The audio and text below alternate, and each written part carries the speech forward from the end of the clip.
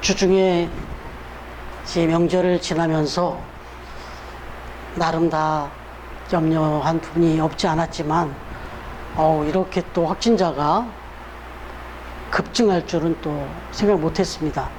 근데 이게 앞으로도 며칠 더 이렇게 진행이 될 것 같다.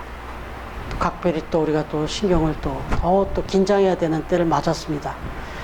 이 코로나19 참 이 바이러스라고 하는 것이 참 무섭다는 걸 생각해 봅니다. 근데 코로나19 우리가 이렇게 통칭으로 부르고 있는데 이 코로나19라는 이 말은 조금 더 정확히 풀어보면 코비드19죠.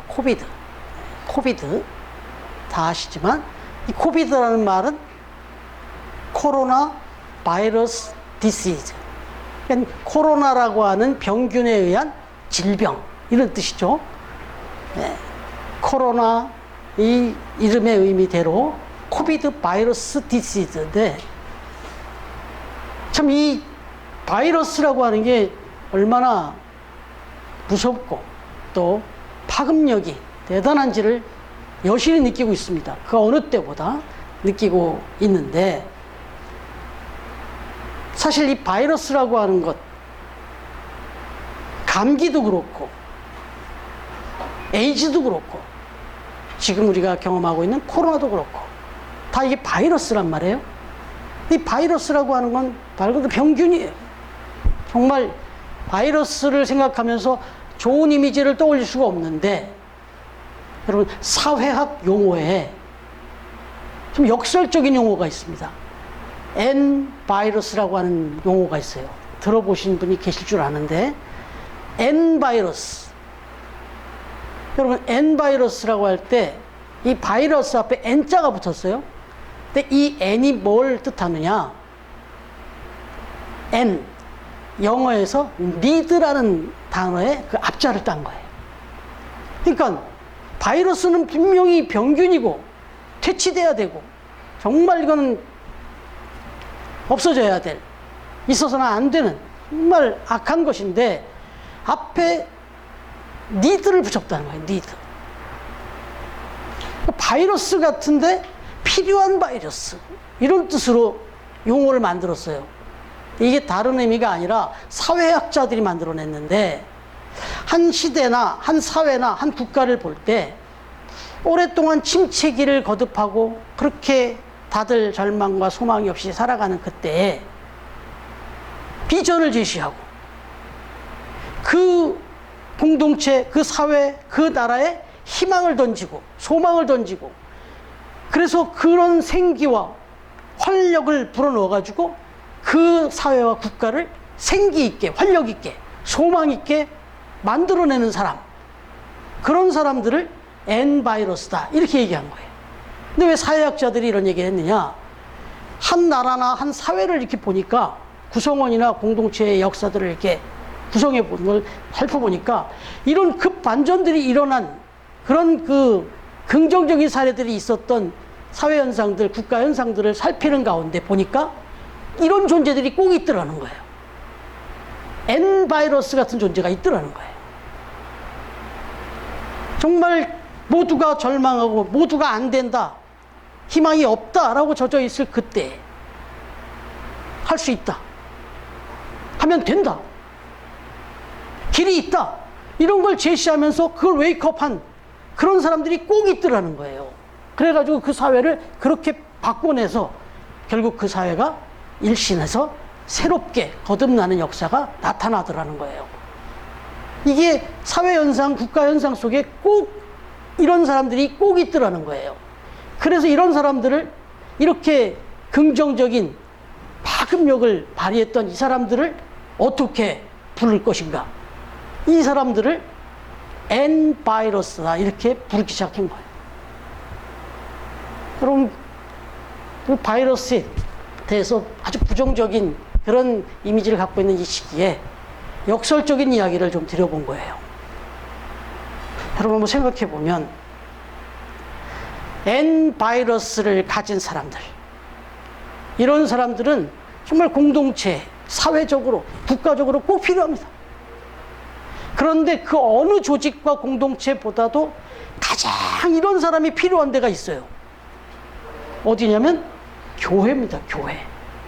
아니 어떻게 생각하면 교회 자체가 이 세상을 향해서 N 바이러스 같은 공동체가 돼야 되겠죠. 어찌됐든 구성원으로 들어왔을 때 이 땅의 교회, 이 땅에 정말 이 교회 공동체 안에 정말 필요한 사람들이 있는데, 꼭 필요한 사람들이 있는데, 오늘 말씀의 제목처럼 니드 바이러스, 꼭 필요한 그런 파급력 있는 그런 사람, 영향력을 끼칠 사람, 그 사람이 꼭 필요한 데가 바로 교회다 하는 거죠. 여러분, 그것을 증명해 주는 게 오늘 본문에 나와요. 그리고 바로 본문에는 과연 어떤 사람들이 그런 N 바이러스 같은 존재들인지 그걸 구체적으로 우리에게 설명해 주고 있다는 거죠. 오늘 본문 말씀을 다시 한번 들어가서 보시면 초대교회, 바로 이 예루살렘 교회, 이 예루살렘 교회가 어느 정도의 이제 시간이 좀 흘렀어요. 5장까지의 그런 일들이 있은 후에 6장으로 넘어가면서 일간에 좀 간극이 좀 있습니다. 일정한 시간이 좀 지났어요. 그렇게 시간이 흐르는 상황에서 오늘 본문에서 보니까 예루살렘 교회가 두 그룹으로 이렇게 나뉘어졌다는 걸 보게 됩니다. 네. 연승이도 저 좀 보시고, 우리 정권 집사님, 우리 손명 집사님 딱 가려져갖고 조금만 이쪽으로 나오시면, 예, 예. 그냥 집사님이 나오셔도 되겠어요. 네, 예, 됐습니다. 예. 연승이 조금 이쪽으로 오세요. 예. 아니, 집사님 계시고, 연승이가 조금 이쪽으로. 예. 아니, 집사님 그냥 계시고, 손 집사님 계시고, 예, 연승이가 조금만 이쪽으로 나오시고. 예, 예. 그래요. 여기서 우리 은수도 나를 좀 잘 봐주시고요. 예. 이제 이 이야기는 사실 중요한 말씀 전하려고 하기도 있고요. 여러분이 이 앞에 나와서 서보시면 한 분이 누구 뒷머리에 딱 가려 있으면요, 얼마나 답답한지 몰라요. 그리고 그분한테 내가 죄 짓는 것 같아. 그분을 그렇게 두고 그냥 내가 듣든 말든 나는 나한테 이거 같아갖고 내가 너무 송구하고, 그래서 제가 민망하게 하는 게 아니라 제가 좀 얼굴도 보고 싶고, 예, 제가 연승이 얼굴 얼마나 보고 싶어요, 제가. 예, 좀 이쪽으로, 예, 저를 좀 봐주세요. 예. 여러분, 오늘 말씀은 그렇게 초대교회가 어느 시점을 이렇게 지나가는 과정에 이게 참 사람들의 모임이라는 게 이래요. 어느새 두 파로 막 나뉘었어요. 그게 히브리파, 헬라파. 사실 히브리파, 헬라파 이거 뭐 그냥 많이 듣지만 여기 이 초대교회 배경을 좀 보면 간단합니다. 히브리파라고 하면은 아람어를 사용하고, 용어도 좀 말도 그런 걸 썼어요. 아람 본토어를 사용하면서 팔레스타인 본토 출신의 유대인들을 이제 가리키는 거예요. 그 사람들을 히브리파다 이렇게 얘기하고, 또 헬라파 유대인들은 누구냐? 헬라어를 사용하면서 바나바처럼 대부분 팔레스타인 바깥 지역에서 이렇게 예수님 믿고 이렇게 들어온 사람들, 좀 이방인 같은 사람들, 이렇게 이 무리가 섞여 있었는데 어느새 이제 이게 시간이 가면서 쫙 이게 갈라진 거예요. 근데 이 갈라진 내용을 보니까 딴 게 아니고 역시 물질적인 거였어요. 아시는 대로 바나바를 비롯해서 아나니아와 삽비라 사건도 있었지만 가진 바 자기의 소유를 팔아서 다 사도들 앞에 내놓으면서 같이 공동체로서 마음을 하나로 이렇게 모았단 말이에요. 그래서 그렇게 내어놓은 그 물질을 가지고 정말 선하게 많은 사람들에게, 필요한 사람들에게 나누면서 그렇게 이제 아주 정말 좋은 그런 관계를 이렇게 형성해 가고 있었단 말이에요, 교회가. 그랬는데 그 분위기에서 오늘 조금 반려되네. 저것 좀 해주세요. 예. 이런 좋은 분위기를 가고 있는 중에서 이 헬라파 유대인들이 보니까 이 본토 출신이라는 사람들은 자기들 먼저, 자기들 어려운 사람들부터 먼저 챙기는 것 같더란 말이에요. 그리고는 나중에 자기들 히브리파 어려운 사람들을 이렇게 챙기는 모습이 너무 속이 상한 거예요, 이제. 그런데 이 내용을 가만히 본문을 보면 실제로 그런 부분이 없지 않았을 수도 있겠지만 다분히 이 부분은 그렇게 느낀 거예요. 그렇게 생각한 거라. 그러면서 차별 대우를 받는다라는 불만이 막 쏟아나오기 시작한 거예요. 그런데 이거는 이제 이 이야기가 들려졌을 때 사도들이 이 이야기를 듣고 행한 행동을 보면 아, 이건 다분히 오해의 소지가 있었겠구나 라는 걸 알 수 있어요. 아, 이건 너무 이제 많은 사람들이 몰려오고 또 이 일을 막 하다 보니까 고의적이진 않았는데도 불구하고 어떻게 또 그렇게 됐나 보죠. 그러니까 아, 이거 지금 너무 많은 사람들을 돌보다 보니까 이런 걸 좀 더 세밀하게, 좀 세심하게 살피질 못하고 이렇게 공개를 하다 보니까 좋은 일을 하면서도 이게 조금 미스가 난 거죠. 그걸 캐치한 거예요, 이 사도들이. 아, 이거 우리들이 지금 말씀 전하고 복음 전하랴 뭐 이런 것도 막 나누는 것도 챙기랴 뭐 하다 보니까 이거 좀 세밀하게, 세심하게 이런 불편한 마음을 갖는 사람들을 미처 헤아리지 못했구나. 이래서 안 되겠다. 저분들을, 헬라파 유대인들이 얘기하는 것처럼 그런 뜻은 아니었는데도 불구하고 이럴 수 있구나 하는 걸 인정했어요. 그래서 안 되겠다. 이걸 좀 일을 나눠서 해야 되겠다. 이렇게 생각해가지고 사람들을 추천을 받아가지고 이 일을 나누자. 그리고 우리는 이제 복음 전하는 일에 열심을 내고 또 새로 이렇게 여러분들이 같이 동의해서 뽑은 이 세워지는 일꾼들, 이 사람들을 통해서 이 일들을 잘 맡아서 관리함으로 이런 불편하거나 이런 또 마음 상한 일 없게 하자 했더니 모든 사람들이 다 오케이를 했어요. 다 오케이를 하면서 그렇게 하게 됐고, 그래서 세운 사람들이 집사님들이었어요. 7명의 집사님, 스빌브니, 디베니. 이게 뭔지 아세요? 이게 신학교 가서 이런 7 집사를 외워야 돼요. 그래가지고 이제 스빌브니, 디바니 이래가지고 이렇게 외웠어요. 스데반, 스빌, 빌립, 그 다음에 니가노로, 스빌브니, 니가노, 스빌브, 분해, 브로고로, 니가노로 이렇게. 그 다음에 디는 디몬, 바메나, 니골라 이렇게 7 집사. 너무 중요해서 이제 이렇게 외워서 이제 있는데, 그러면 이렇게 7 집사를 세우는데 정말 이 7 집사를 세우는 모습의 배경은 정말 교회를 잘 섬기기 위해서, 교회에 어려움이 없이 건강하게 교회가 잘 서거지기 위해서 집사를 세운 거예요. 그러니까 이게 처음으로 임직식의 모델이에요. 임직식의 모델. 정말 이 시대에도 우리가 임직자를 많이 세우는데 어떻게 임직자를 세우는지를 우리가 또 배우게 되는 것이고, 어떤 사람들을 어떻게 세우는지를 보게 되는 거예요. 한번 우리가 살펴보겠습니다. 자, 한번 들어가서 보시면 스빌브니, 디바니 7 집사를 이렇게 세웠는데 먼저 어떤 사람들을 천거했냐? 어떤 사람들을 천거했더니 어떤 사람들을 모든 사람들이 다 동의하고 이렇게 인정해 줬느냐? 무엇을 봤냐 이거예요. 첫 번째가 어떤 사람이었습니까? 3절에 보니까 믿음과 성령과 지혜가 충만한 사람.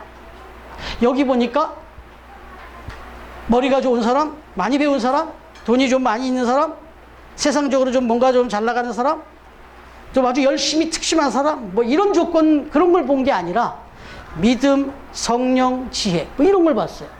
한마디로 말하면 그냥 믿음이 좋은 사람을 봤어요. 근데 이 믿음이 좋다는 게 뭐죠? 믿음과 성령과 지혜가 충만하다. 그냥 오로지 하나님만 신뢰한다는 사람이에요. 그냥 하나님으로 통해서 하나님을 신뢰하고 하나님의 영을 받아서 하나님이 주시는 지혜대로 그렇게 사는 사람. 이걸 바꿔 말하면 그냥 하나님 앞에서 믿음이 좋고 그냥 순종자라는 사람이었어요.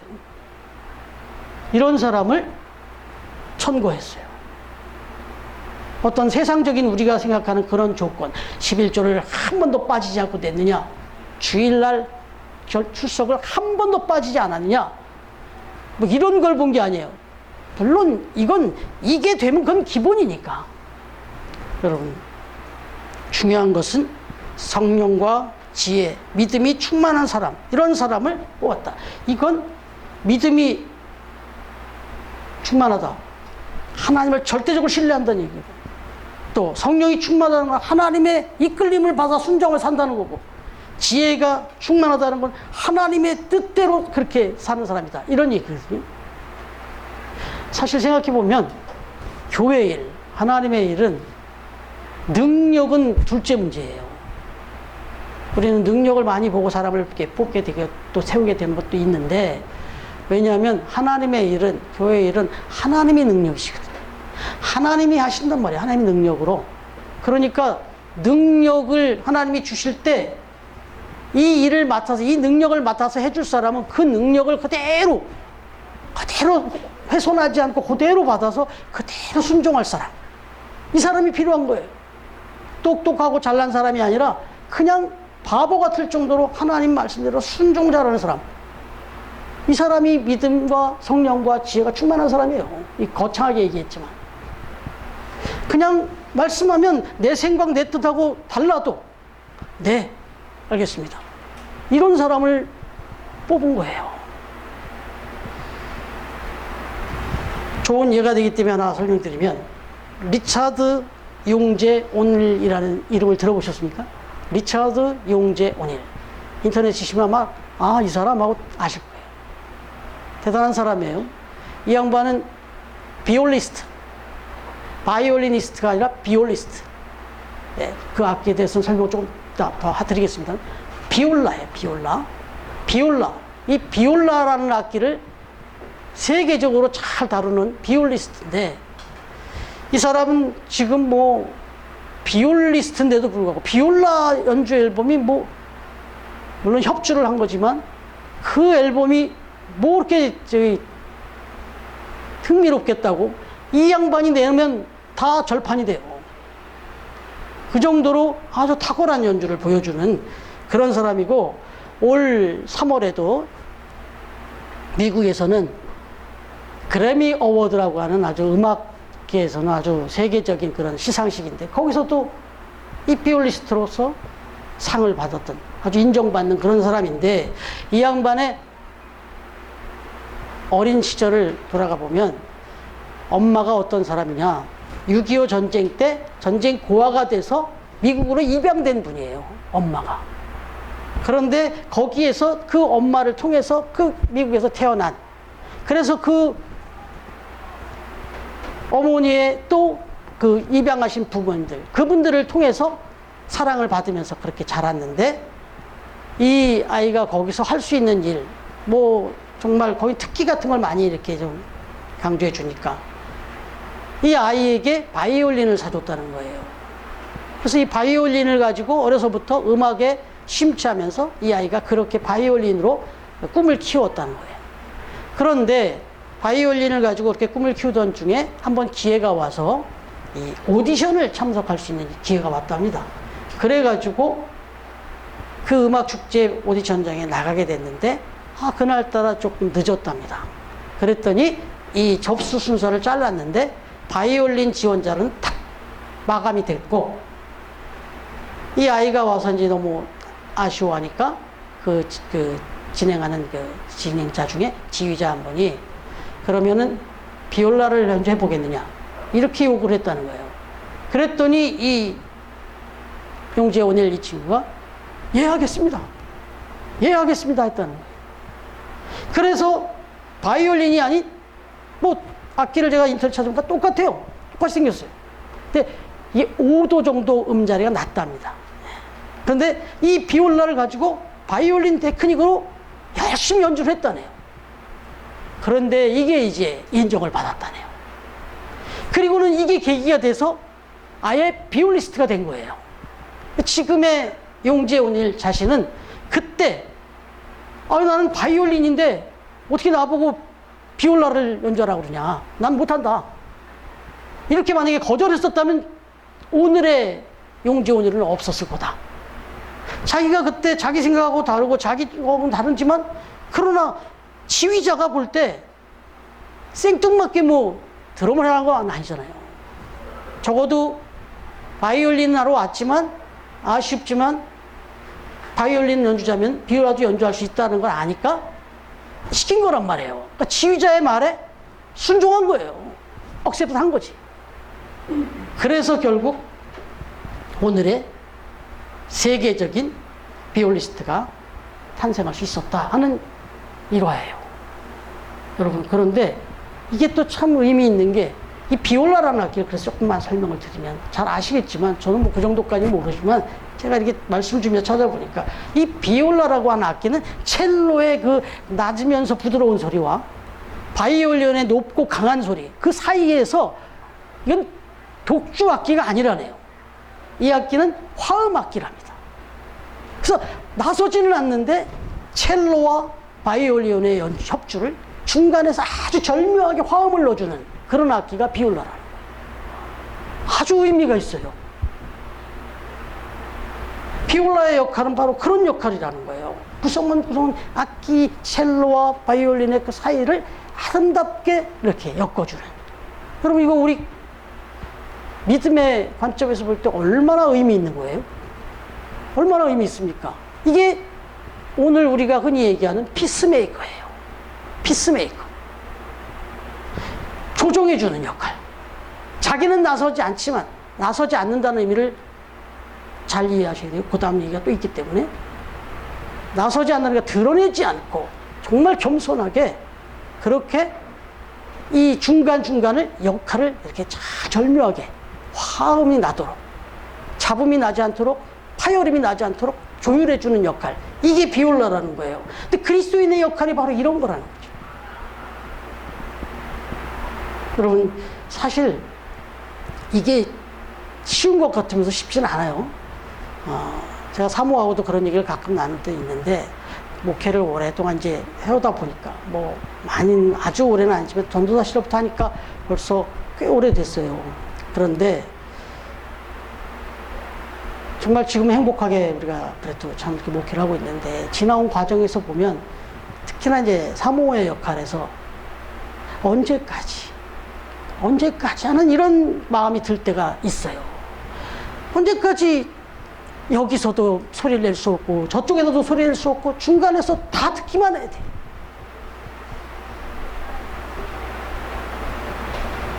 그럴 때가 얼마나 많습니까? 여기다 이 말 냈다가는 큰일 나요. 저기다 이 말 냈다면 큰일 난다고. 그러니까 바보처럼, 멍청한 것처럼. 그래서 예전에 처음 사역했던, 한 15년 사역했던 그 교회에서는 우리 두 분 얘기를 가끔 하게 되는데, 그 권사님들이 사모를 되게 좋아했던 중에 한 가지가 뭐냐면 말이 없다는 거예요. 아, 저 사모는, 저 김미경 사모는 절대 말이 없다는 거예요. 그게 칭찬거리였어요. 그런데 어떻게 벙어리도 아니고 어떻게 말이 없을 수 있어요. 근데 어떤 때는 제가 이렇게 볼 때 이런 일을 언제까지, 이런 생각이 들 수 있지 않아요. 그러나 언제까지예요, 사실은. 언제까지, 제가 그 얘기를 한 적이 있어요. 언제까지? 아니요, 그게 언제까지예요. 그게 언제인지 우리가 몰라서 그렇지 그게 끝까지는 가는 건 아니니까. 근데 이 이야기를 조금 이렇게 간접적으로 들었는데, 여러분도 마찬가지 아니에요? 같은 마음이 들 때 있잖아요. 아, 이거 중간에서 이렇게 하자니 저렇게 하자니 나는 언제까지 맨날 이런 역할만 해야 되나, 이런 생각이 들 때 있잖아요. 참 의미 있는 일인데, 그러나 그 일을 감당해 줄 때, 그 비올라 같은 역할을 감당해 줄 때, 그 역할은 누가 했냐면 예수님이 하셨어요.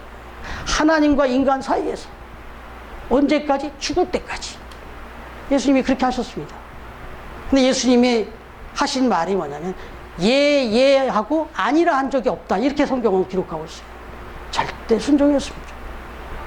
바로 그런 사람을 뽑았다는 거예요. 그런 사람을. 이 초대교회는 바로 그런 사람을 뽑았다. 두 번째는 그 3절 말씀에 믿음과 성령과 지혜가 충만하고, 그 뒤에 이어지는 말이 뭐죠? 칭찬받는 사람이라는 말이 나오죠. 칭찬받는 사람. 여러분, 3절 말씀에 성령과 지혜가 충만한 사람뿐 아니라 칭찬받는 사람을 택하라, 이렇게 말씀했어요. 이 말씀은 성령과 지혜가 충만함으로 믿음의 행위가 사람들에게 본이 되어서 인정받았다는 거예요. 근데 이게 사실 그렇습니다. 믿음이 좋고 성령이 충만하고 그래서 그 지혜대로 살면 여러분 이건 칭찬을 받아야 맞습니다. 그렇게 살았는데 칭찬 못 받는다? 이거 조금 문제가 있어요, 사실은. 이렇게 믿음에 충만해서 이렇게 성령과 제가 충만해서 하나님의 뜻대로 순종하면서 살았는데도 칭찬을 못 받는다고 말이 안 돼요. 예수님의 말씀대로 살아보면 이 세상의 어떤 윤리 도덕보다 어마어마하게 높은 도덕을 요구하고 계시는데요. 내 이웃을 내 몸처럼 사랑하라고 하시는데요. 원수도 사랑하라는데요. 왼밤 때려치면 오른밤을 돌려대라고 하시는데요. 걷어달라면 속옷도 내주고 오리가 좀 심리주가 라는데요. 그렇게 예수님 말씀대로 하나님 뜻대로 살았는데 어떻게 그런 사람이 칭찬을 안 받아요? 그래서 오늘 말씀은 그런 칭찬받는 사람을 뽑아라. 그러니까 제대로 믿고 제대로 행한 사람을 뽑으라는 거예요. 입술로만 믿는 사람 말고 머리로만 믿는 사람 말고 삶으로 믿는 사람들 뽑아라. 스티븐 코비 박사가 쓴 오래됐죠. 성공하는 사람들의 7가지 습관. 정말 기라성 같은 그 성공한 사람들의 면면을 살펴봤더니 그 사람들은 어떤 조건이 좋았거나 어떤 능력이 있었거나 무슨 환경이 대단했다기보다는 공통점이 하나 있는데 습관이 좋았더라는 거예요. 습관이. 근데 여러분 이 습관이 뭐예요? 내 삶에 아주 이제 나의 삶이 돼버린 게 습관이에요. 이건 바꿔 말하면 성품이에요. 성품. 다시 말하면 믿음이 좋은 사람, 그 다음에 이어진 게 뭐냐면 성품이었습니다. 여러분 이 성품이 얼마나 중요합니까? 그런데 이 스티븐 코비가 7가지 성공하는 사람들의 습관을 쭉 얘기하면서 첫 번째로 얘기한 게 있어요. 7가지 습관을 쭉 얘기하는데 첫 번째 습관을 얘기하는데 그 첫 번째 습관이 뭐였냐? 주도적인 삶을 살아라. 이게 무슨 독불장군처럼 막 나서서 이렇게 살라는 뜻이 아니라 책임감 있는 삶을 살아라 이런 뜻입니다. 절대로 어떤 문제가 생겼을 때 뒤로 물러서거나 숨지 말고 주도적으로 앞에 나서서 솔선수범하며 살아라는 뜻이에요. 이게 적어도 성공하는 사람들의 특징에 보면 문제 앞에서 비겁하게 뒤로 숨거나 그렇게 살지 않았다는 거예요. 정말 솔선수범하면서 책임감 있게 앞에 나가서 그렇게 모범을 보이면서 그렇게 살았다는 거예요. 그런 사람들을 세워야 된다는 거예요. 교회의 일꾼은. 제가 한번 그때 리더십에 대한 얘기를 하면서 accountability라는 얘기를 했어요. accountability. 이게 현대 리더십의 아주 키포인트가 됐어요. accountability라는 말은 헤아림을 받을 수 있는 능력이다 이렇게 얘기를 했는데 책임감이에요. 어떤 문제가 생겼을 때 그 사람하고 생각날 수 있을 만한 사람이 되라는 거예요. 평상시는 막 앞장서서 막 설치는데 좀 표현 죄송합니다. 막 그렇게 하는데 문제가 생기고 뭔가 정말 힘을 필요로 하고 뭔가 봉사가 필요하고 헌신이 필요할 때 없어요. 이런 사람 되지 말라는 거예요. 이런 사람 절대 리더가 될 수 없다 그랬는데 바로 오늘 칭찬받는 사람이라는 의미는 깊이 들어가면 이런 뜻이다 이거죠. 자, 그 다음에 마지막으로 오늘 말씀해 보니까 7절 한번 같이 읽어볼까요? 시작. 하나님의 말씀이 점점 완성하여 예루살렘에 있는 제자의 수가 더 심히 많아지려고 허다한 제사장의 우리도 이 도에 복종하리라. 아멘. 예. 예루살렘에 있는 제자들의 수가 더 심히 많아졌고 허다한 제사장들의 무리도 이 도에 복종하니라. 여러분 여기서 또 우리가 생각하는 것은 왜 하필 여기서는 또 복종이란 말까지 나왔을까? 제가 아까 순종 얘기도 했는데 믿음과 성령과 지혜가 충만한 사람은 하나님께 순종하는 사람이라 그러는데 여긴 보니까 사람 앞에 사람들이 함께 이 도를 정했는데 거기에 복종을 했다고 그래요. 이건 한 걸음 더 나갔죠. 여러분 한번 생각해 보면 히브리파, 헬라파가 특히 헬라파에서 불만이 있어서 싸움이 났어요. 그러면 우리 같으면 방법이 제시되잖아요. 사도들이 뭔가 방법을 제시하면 어떻게 했을까요? 안 된다 그건. 무슨 소리냐. 그동안에 우리가 얼마나 차별을 당해왔는데 이번에는 우리를 먼저 세워줘야 된다. 막 의견이 분분해서 이게 뭐 산으로 갈 수도 있어요. 순종이 아니라 복종은 무슨 복종입니까? 완전히 여기에 그냥 반기를 들죠. 그래서 교회가 어려워지는 거죠. 그래서 사도들이 기도하고 여기 안수했다 그러잖아요. 이렇게 기도하고 안수하기 전에는 기도 안 했겠어요? 근데 그렇게 해서 안을 제시하고 의견을 제시했더니 다분히 이게 오해였구나 하는 걸 느낄 수 있을 만큼 바로 순종하더란 말이에요. 복종하더란 말이에요. 그리고는 바로 뽑은 사람들도 같이 합력해서 힘을 모으더란 말이죠. 잡음이 1도 없어요. 그냥 돕더란 말이죠. 그냥 뽑힌 사람도 아무런 얘기가 없어요. 그대로 순종하고, 그 다음에 또 뽑은 사람들도, 거기에 동의한 사람들도 같이 복종을 하고 같이 이렇게 돕더란 말이죠. 여러분, 서로 이렇게 협력하고 도울 수 있는 거는 정말 겸손해야죠. 나를 주장하지 않고 나보다 상대방을 더 낮게 여기면서 인정해 줄 때 이게 가능하죠. 그리고 특별히 이렇게 앞에 리더를 세웠고 일꾼을 세웠으면 복종해 줘야죠. 그래야만 뭐가 돌아가죠. 사실 목회자로서 이런 표현을 여러분들한테 이렇게 할 때, 아, 지금 목사님이 뭔가를 요구하나 보다, 이렇게 생각하시면 안 되고, 이 성경이 이 공동체가 잘 굴러가기 위해서는, 건강하게 이렇게 가기 위해서는 여러분들이 세우는 목회자가, 또 여러분이 뽑은 권사님이, 여러분들이 또 세운 집사님들이, 또 앞으로 또 세워질 또 장로님들, 그런 분들을 세웠으면 복종해줘야 돼요. 따라줘야 돼. 협력해줘야 된다고. 뭔가 이렇게 진행한다 그러면 가급적 내 생각 내려놓고 도와줘야 돼. 협력하고. 그래야만 그 공동체가 건강하게 갈 수 있다. 아니, 그렇게 하기 위해서 이런 사람을 뽑았다. 바로 이런 사람, 믿음과 성품, 그 다음에 이렇게 협력할 줄 아는 겸손한 사람. 이런 사람들이 어떤 사람이라고 해? N-바이러스 같은 사람들이다.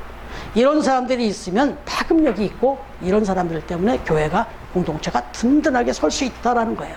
이런 사람들을 초대교회는 세웠고, 이런 사람들을 따라서 초대교회가 건강하게 성장할 수 있었다 하는 것입니다. 이쯤 되면 질문을 안 드릴 수가 없잖아요. 나는, 여러분은 어떤 사람입니까? 믿음은, 성품은, 또 복종하는 그런 겸허함은 몇 점을 주시겠습니까? 나 자신에게. 여러분, 허정무 감독 아시죠? 이분이 국가대표를 감독을 한 적이 있어요.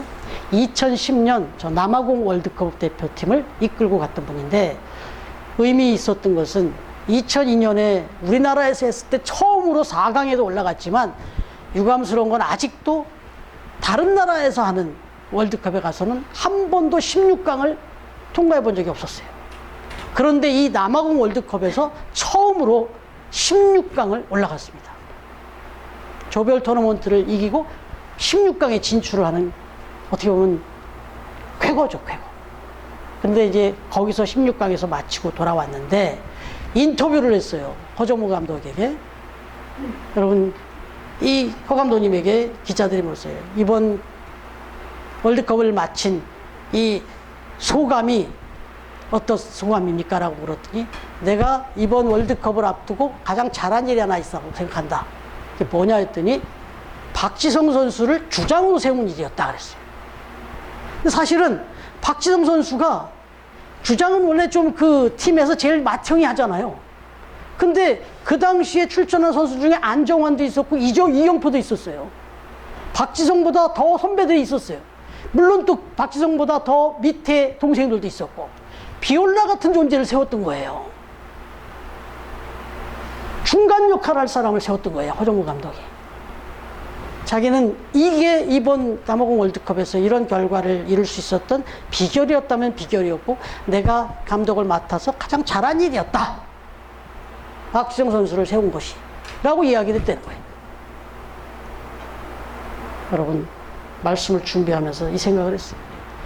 하나님께서 이 어려운 시기에 있는 교회도 문을 닫는 이 시기에, 내가 이 시기에 처음 교회를 세운 것은 내가 이 땅에 교회 세운 일 중에 아주 잘한 일이다라고 생각하실 수 있기를 간절히 원하는 거예요. 이런 시기에 처음 교회를 이 땅에 내가 세운 것은 내가 정말 잘한 일이었다라고 하나님이 생각하시기를 바라는 거죠. 여기서 한 걸음 더 나가서 하나님께서 내가 이 처음 교회를 이 땅에 세우면서 저 김승만 목사를 처음 교회 담임 목사로 세운 것은 정말 내가 잘한 일이다. 이 얘기를 듣고 싶은 거죠. 정말 건방진 뜻이 아니라 교만한 뜻이 아니라 정말 바람이에요. 하나님이 바라보실 때, 아, 저 처음 교회, 내가 그 교회를 세운 것도 잘했는데 저 교회에 김승만 목사라는 저 친구를 내가 그 교회 담임 목사로 세운 건 정말 잘한 일이었다. 이런 얘기를 듣고 싶은 거죠. 그러면 저만 그런가요? 내가 이 처음 교회를 세우면서 이 처음 교회 우리 김은자 권사님을, 임정용 권사님을 권사로 세운 것을 내가 너무너무 잘한 일이다. 이름을 다 거론하지 못하지만 여러분 한 사람 한 사람을 처음 교회 집사로 그렇게 성도로 세운 것은 내가 정말 너무너무 잘한 것이다. 꼭 필요한 사람을 세웠다. 이렇게 하나님이 말씀하실 수 있기를 주님의 이름으로 축원합니다. 축원합니다. 네, 기도하겠습니다.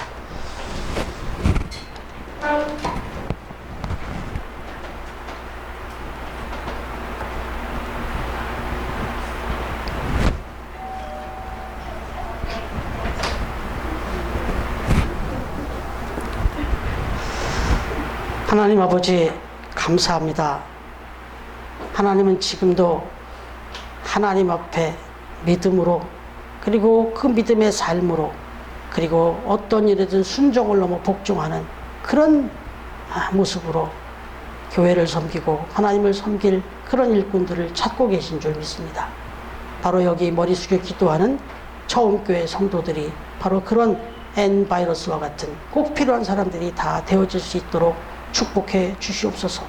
오늘도 주 앞에 찾아 나와 예배하면서 귀한 힘을 주신 것 감사드리며 우리에게 시간과 건강과 물질을 주시고 그렇게 살아갈 수 있도록 해주신 것 감사드리며 이렇게 구별하여 하나님 앞에 예물을 드립니다.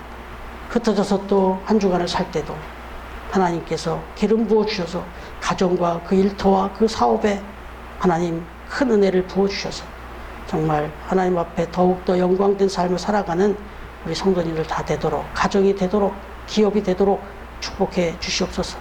이 예물이 사용되어지는 곳에서 정말 하나님이 원하시는 바 이 땅에 하나님의 나라가 회복되고 정말 귀한 영혼들을 구원해내는 그런 귀한 예물이 되어질 수 있도록 사용하여 주시옵소서.